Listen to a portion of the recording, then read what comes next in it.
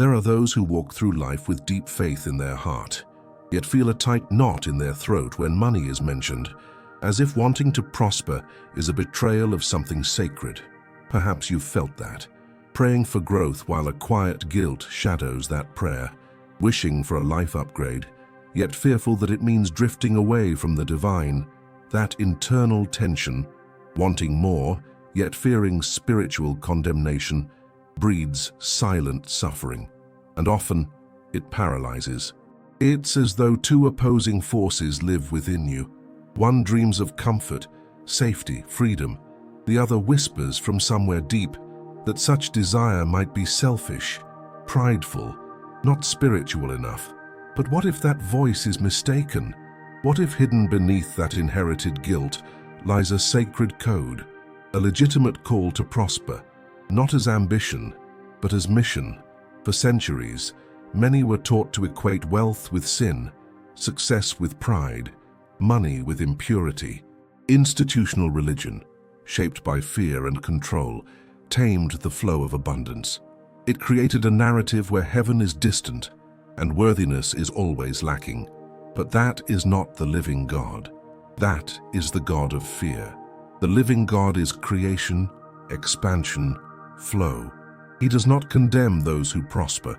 He invites them to co-create.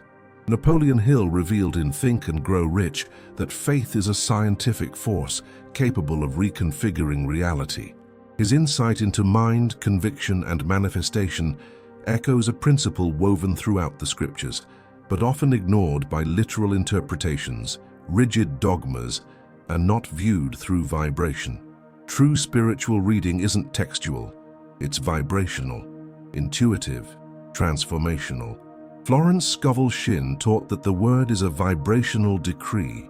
When you speak in faith, feel in faith, act in faith, the universe responds with precision. This isn't magic, it's vibrational coherence, spiritual physics, but that power was forgotten, replaced by guilt, by doctrines that diminished being instead of awakening it, when in truth, the sacred words always pointed to something deeper, something free, something larger. The parable of the talents, often misunderstood, isn't about fear, it's about expansion, courage. The servant who buries his talent is rebuked, not for failing, but for refusing growth, for refusing multiplication. In that light, prospering isn't sin, it's vibrational obedience.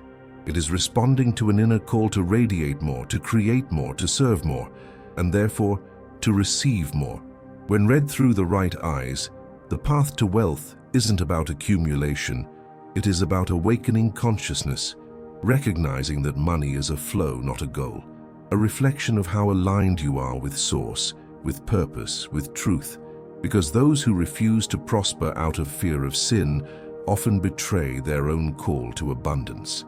Today perhaps is the moment to quiet all the voices that taught you to feel shame for wanting a better life and begin listening to that subtle voice, calling you to live fully, reminding you that there is no separation between spirituality and prosperity, so long as wealth flows from coherence, surrender, and faith. Prosperity, when approached this way, is aligned creation, and that is deeply spiritual. There is a part in us that still believes we must suffer to be worthy. That scarcity purifies, that discomfort is humble, and that easy money signals ego or spiritual lapse. This belief, quietly planted through generations, remains as a hidden program in the soul, and even when the mind declares, "I want prosperity," the body vibrates as if whispering, "I don't deserve it." This silent conflict lives in many sincere spiritual seekers. They want a better life, comfort, freedom, security. They pray for it, they work for it, yet they carry the vibration of penance, as though every step toward abundance must be balanced by suffering, as though earning requires payment with discomfort, and they end up trapped in a loop where desire resists its own fulfillment. Neuroscience shows that guilt and fear activate brain centers tied to survival, especially the amygdala. When this system is triggered, it shuts down the prefrontal cortex, the area of creativity, planning, and vision. In other words, the mind enters defense mode, and one who is in defense cannot co-create. This is the spiritual paradox that ensnares so many souls. Faith meant for expansion becomes channeled into punishment, prayer becomes pleading, intention becomes anxiety, desire becomes burden. The prosperity flow meant to be light becomes a heavy, blocked path. Yet there's a rupture point, the moment when you realize that desiring is not sin, that wanting comfort, dignity, abundance is not a spiritual betrayal, but honoring your being. Because the Creator does not manifest via lack. He manifests through proliferation, and all expansion begins with permission. Allowing yourself to prosper is a vibrational decision. It means abandoning the logic of sacrifice and aligning with the logic of creation, trading penance for presence, guilt for trust, fear for worthiness, and slowly your energetic field shifts. The internal conflict dissolves. The fractured desire begins to resonate with faith. The key isn't to want less. It's to feel worthy of all you desire. Because while your mind is asking, but your heart counts itself guilty, manifestation slows. But when body, mind, and spirit align in the frequency of worthiness, what once seemed impossible becomes natural, not by miracle, but by vibrational truth. And that changes everything. Not all spirituality leads toward light. Some, even with good intentions, create subtle shadows, especially when it teaches that shining is dangerous, that having much is a deviation, that growing is losing yourself. This spirituality condemning abundance doesn't bring you closer to God. It separates you from yourself. It disconnects you from the creative source by turning the Creator into a punitive judge, a God who punishes expansion, who disapproves of flourishing. This is one of the quietest vibrational traps, equating humility with dimming your light, as though inner radiance is pride, as though natural flourishing is vanity. But what could be more humble than fully being who you are? What more spiritual than allowing divine light to move through you and manifest in prosperity?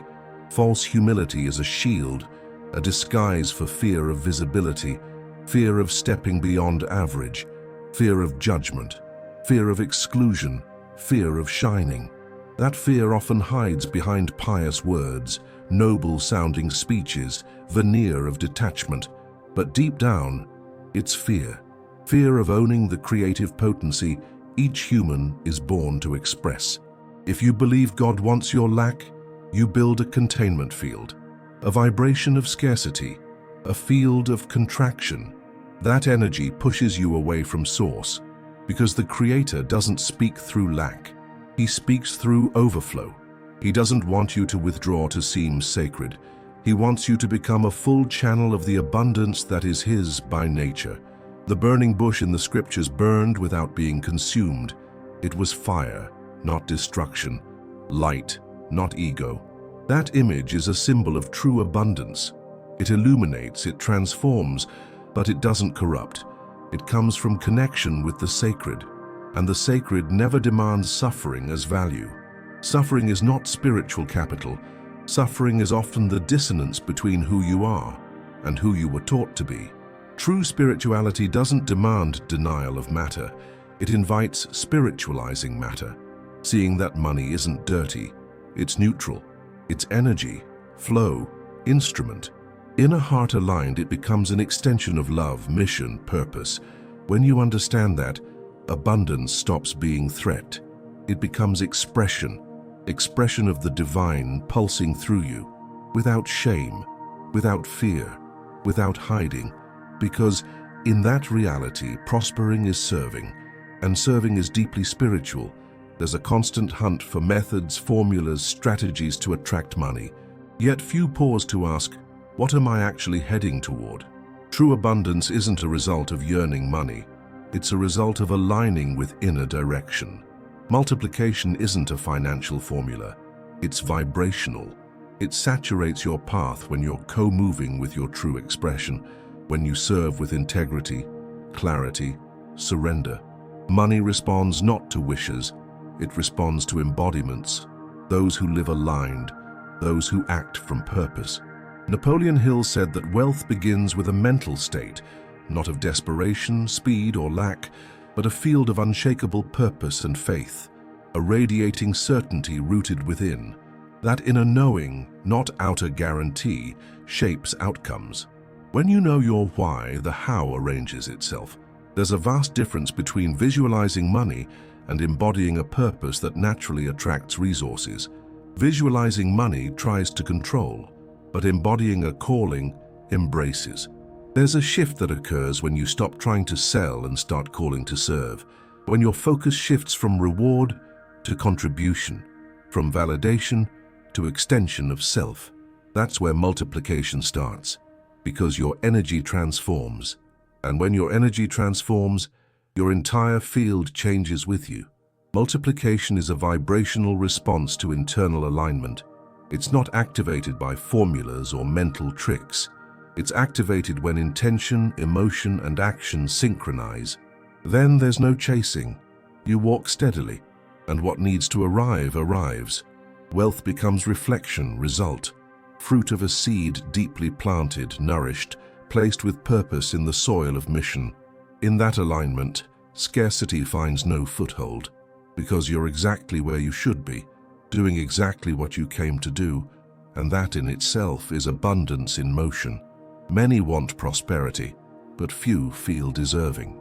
That gap between desire and feeling is where manifestation dissolves. The universe doesn't respond to intellectual desire. It responds to emotional vibration. And if your body still carries memories of unworthiness, that's exactly what gets transmitted, no matter how strongly your mind affirms otherwise. Joe Dispenza teaches that lasting transformation begins with generating a new emotional state. Emotions communicate to the body what the mind believes is real. When you feel something deeply enough, the brain accepts it as fact. Repeating that state with intention and clarity rewires neural patterns. This is spiritual neuroplasticity. It's the process of vibrationally rewriting wounds imprinted in childhood. Maybe early in life you connected prosperity with rejection, guilt, fear, or shame. A dismissive look, a minimizing comment, a gesture telling you, that's not for you. Those moments carve invisible emotional paths. And unconsciously, you repeat those patterns. You self-sabotage, limit, retreat when blessings appear, because part of you clings to that ancestral script. But this can be reprogrammed, not by effort, but by presence and elevated emotion, by consciously revisiting that moment of unworthiness and reframing it, not erasing it, but surrounding it with love, compassion, gratitude. So the memory's vibration transforms. The brain believes what the heart enacts. If the heart performs contraction, the body responds with restriction. If the heart enacts dignity, the body opens to abundance. The key is to let the body feel prosperity now, not as hypothetical, but as identity. You don't think prosperity. You feel prosperous. You don't imagine future wealth. You embody it internally. From that place, everything shifts, because worthiness isn't earned. It's remembered, always yours, now allowed, and once inhabited. The universe responds, with precision, ease, abundance. There's a well-meaning belief, give to receive, but few understand that what truly triggers return is the vibration behind giving. Many give out of fear, expecting repayment. They give seeking some return, turning a sacred principle into a transactional tactic. That's where the energy becomes polluted and abundance flow is blocked. The law of return doesn't respond to the gesture alone. It responds to how that gesture vibrates. Florence Scovel Shinn said, "What you send out in faith returns with mathematical accuracy. Faith isn't in words, it's in vibration. If you give from contracted heart, fear, or expectation of immediate return, you send scarcity." The field reads distrust, and distrust cuts flow, because abundance flows through trust, surrender, gratitude. To give with full gratitude is different from giving with expectation. The first comes from a heart that knows it has enough. The second comes from attempting to buy return. That communicates to the field that you don't feel abundant, that you're trying to trigger an effect without becoming the cause. The most powerful prosperity unlocking technique via giving isn't volume or frequency, it's consciousness. The internal state at the moment you give, when you connect to fullness, contribution, flow, and release it without strings or expectations, then the universe does the rest in its time with precision only an intelligent field can orchestrate, because the heart is the true magnet. And the more it vibrates trust, surrender, gratitude, the more it attracts. Not through force, not through exchange, but resonance. Abundance isn't earned by sacrifice, it's activated by alignment. When your vibration is aligned, return becomes not promise, but natural happenstance, silent, peaceful, in flow. A deep illusion teaches us to seek wealth as something external, as an object or goal, but true wealth isn't material. It's vibration, alignment, conscious resonance with the field of limitless creation. That field isn't outside, it's within you, in every cell, every heartbeat, every thought rooted in alignment with what is real, beautiful, essential. Greg Braden teaches that the human heart is the most powerful point of connection to that intelligent field. It's like an antenna that, when coherent, broadcasts creative signals, and the universe responds. The true spiritual bank is not in a vault, it's in your chest, in the inner silence of someone who trusts the flow of life. Prosperity, then, is not a chase, it's alignment. Learning to tune in to abundance like a tree tuning into light, water, earth. It doesn't beg, it doesn't plead, it doesn't negotiate. It absorbs because it knows it belongs. And that consciousness is what allows it to flourish, bloom and bear fruit effortlessly, without guilt, without competition. When you are still chasing wealth, the field understands you don't have it and responds with more scarcity, desperation. But when you vibrate from within as though you already possess it, as though you're already within the flow, you enter resonance with what you desire. Then what once felt distant begins to draw near, not through magic, but natural response. Because you're no longer outside, you become the flow, the frequency of sufficiency. That state of feeling whole, complete, full, is the key frequency that opens multiplication gates. When you stop begging and start trusting in abundance, something shifts. Your field reorganizes. Time gains different rhythm. Opportunities become lighter. Relationships deepen. Resources flow lushly as reflection of who you've become. Abundance is a dance. To dance with it, you must hear its music not with ears but with the soul, with heart, with courage to become channel of creation. Because wealth isn't possession, it's presence, vibration aligned with all that lives, expands, shares. And once you reach that place, you stop chasing, you walk, and life walks with you. There was a man who built an empire through effort, discipline, and strategy. Admired, heard, sought. He had what the world calls success, but within him lay a void, a restlessness no amount of numbers could fill. And then unexpectedly everything fell. His structures, investments, status collapsed like a facade built without foundation. He broke, materially, and for a time, emotionally too. It was in that bare floor, sans applause or comfort, that something began to awaken. For the first time, he prayed without asking, not because needs vanished, but because he realized it's no longer about asking, but about recognizing who he was beyond bank statements, titles, success stories. And so he started praying from inside out, not outside in, no longer asking for miracles, asking, what part of me needs to be reborn now? That external collapse became portal for a new vibrational code. That break wasn't punishment, it was purification, a chance to disidentify from ego, titles, public image. In that silence between loss and re-beginning, He discovered something previously unseen. Abundance doesn't come when you have everything. It arrives when you realize you already are everything, and what comes is a reflection of what you've activated within. He began acting differently, not like someone attempting to regain loss, but like someone honoring what he'd found. Yes, he returned to business, but with a different intention. He stopped positioning as a seller and started serving, with presence, with listening, with real offering, and gradually prosperity returned. Not like before, it wasn't the same. This time it came as consequence, not target, flow, not demand. Today he says, the greatest thing that happened was losing everything, because what he thought was everything was surface. It was in the void he found the essential, and by aligning with that center, everything around reorganized. Money returned, doors opened, but all as channels, not identity. True prosperity isn't built only through tactics, it's anchored in purpose.